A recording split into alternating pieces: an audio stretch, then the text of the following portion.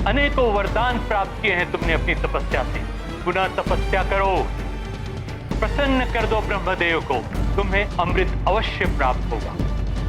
इससे उत्तम अन्य कोई उपाय नहीं है लंकेश। यदि यह सत्य है तो घोर तपस्या करेगा रावण और महादेव की सहन ब्रह्मदेव को विवश कर देगा कि वो लंकेश दशानन रावण को अमृत दे ही दे।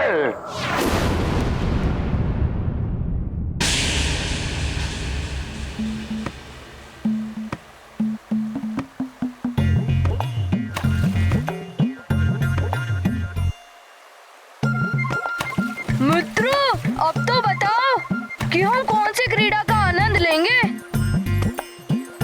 कहो तो लुका छुपी का खेल खेले, किंतु कंदूक प्रहार कैसा रहेगा? थोड़ा ज्ञान मुझसे भी ले लो, हम सब मल्लयुद्ध करें, हम भी तो बड़े हो गए हैं।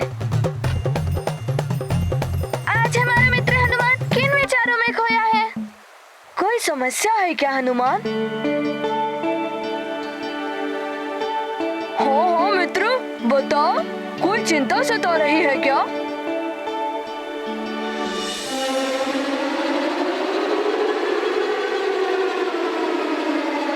हनुमान, थोड़ा ज्ञान मुझसे भी ले लो, मित्र बड़े ही काम आते हैं। जो बात तुम किसी अन्य से नहीं कह सकते, वो अपने मित्रों से तो कह ही सकते हो। बोलो हनुमान।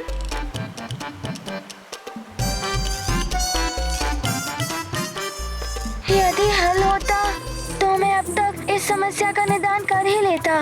तुमने तो ना जाने कितनी समस्याओं को हल किया है। हो सकता है हम सब भी मिलकर तुम्हारी समस्या का हल निकाल लें। नील जैसा ज्ञानी महाराज जो है हमारे पास।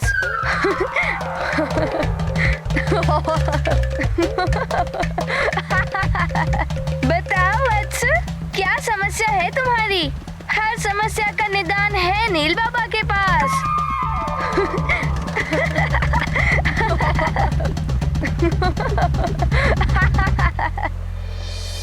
यदि मेरी माँ और पिताश्री को ये बात ज्ञात हो गई तो वो बहुत दुखी हो जाएंगे।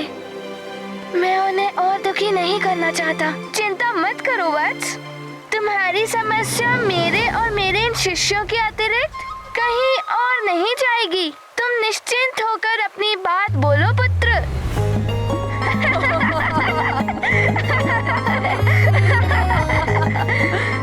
ज्ञानी बाबा, मेरी समस्या ये है कि मुझे दो स्वप्न आते हैं।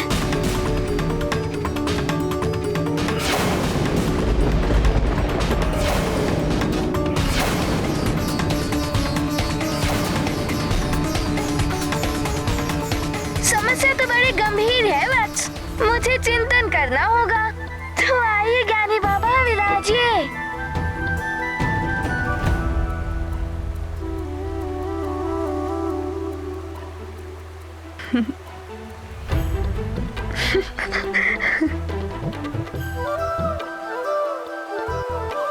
कुछ हल मिला ऋषिवर? नील बाबा के पास सभी समस्याओं का हल है और वो है ऋषिवर मतंग। ऋषिवर मतंग तो त्रिकालदर्शी हैं। वो तुम्हारे इस भयानक स्वप्न के बारे में कुछ ना कुछ बता ही देंगे। कालदेव के दंड के विषय में कुछ ना कुछ तो इंगित कर ही देंगे। तो अभी चलते हैं ऋषिवर मतंग के पास। चले? हाँ, चलो।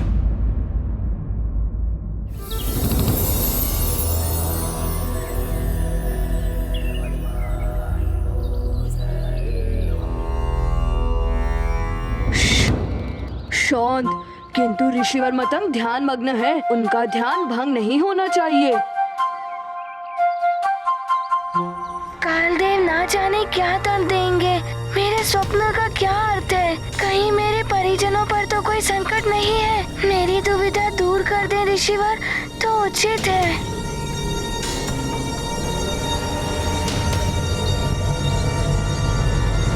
हनुमान, आओ पुत्र।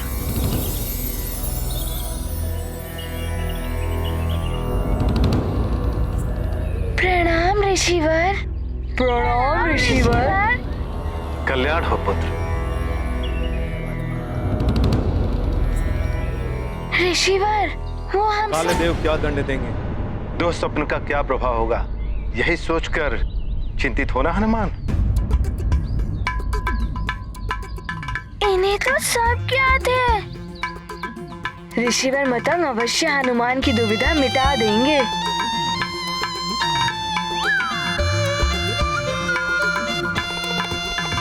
तुम्हारी चिंता अकारण नहीं है पुत्र हनुमान। स्वप्न कभी कभी भविष्य का दर्पण होता है। तुम्हारा स्वप्न भविष्य में आने वाले संकट का संकेत है पुत्र।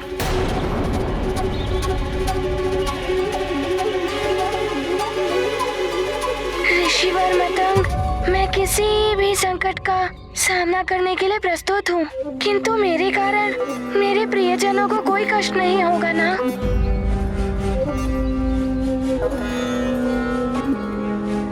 ऋषिवर मतंग, आपका मोह मेरी और चिंता बढ़ा रहा है। बताइए ना, क्या छुपा हुआ है भविष्य के गर्भ में?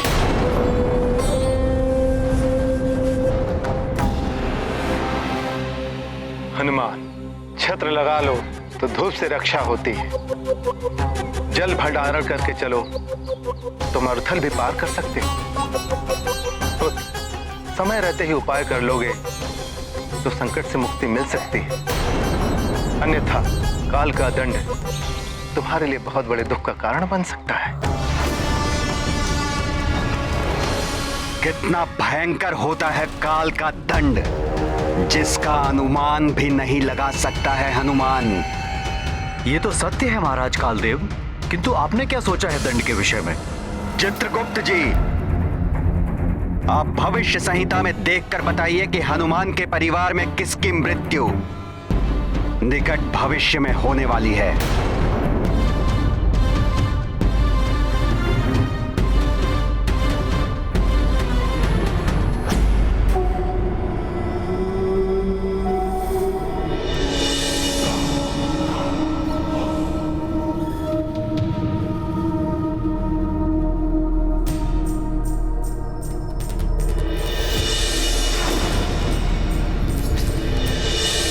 ऋषिवर, आपको तो सब ज्ञात है, तो आप ही कोई उपाय बताइए। मेरी सहायता कीजिए ऋषिवर मतंग। मैं कोई भी उपाय करने को प्रस्तुत हूँ। उपाय मात्र एक है,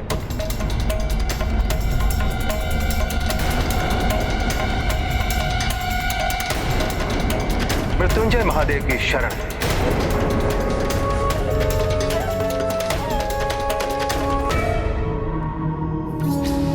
भले ही हनुमान किसी के भी शरण में चला जाए, किसी की सहायता प्राप्त करने का प्रयास करे, किंतु काल के दंड से कोई भी नहीं बचा पाएगा उसे। नियम है तो यम है, अड़िग है यम का नियम। बताइए चित्रगुप्त जी, किसके जीवन का अंत निकट है हनुमान के परिवार में?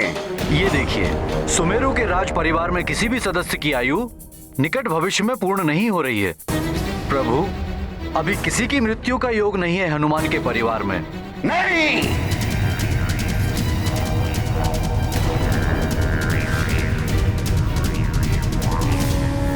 यदि मृत्यु योग नहीं है तो बनाना होगा मृत्यु का योग।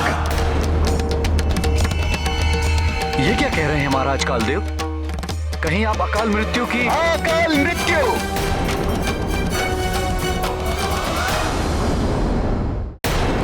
समस्त जीवधारा काल के हाथ की कठपुतलियां हैं। जैसे काल चलेगा वैसे ही उन्हें चलना होता है। किसी की आयु भले ही पूर्ण ना हुई हो, अकाल मृत्यु के द्वारा किसी की भी जीवन लीला समाप्त करने का अधिकार है कालदेव के पास। मृत्युंजय महादेव। हाँ हनुमान, मृत्युंजय महादेव मृत्यु जैसे महासंकट से मुक्ति दिला देते हैं। वही तुम्हें भी संकट से उबार सकते हैं पुत्र। ऋषिवर, क्या मेरे परिवार पे कोई बड़ा संकट आने वाला है? मृत्यु होगी, अकाल मृत्यु।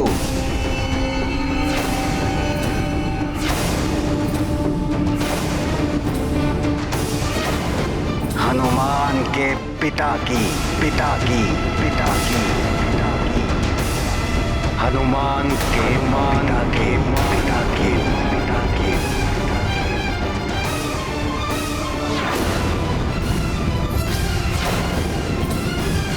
हाँ हनुमान,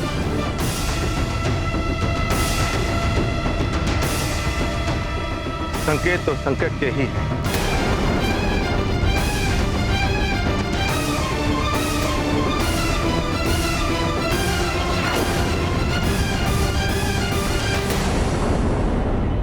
राम भक्त महाबली हनुमान को जानना हो तो चैनल को सब्सक्राइब करें और बेल आइकॉन दबाना न भूलें।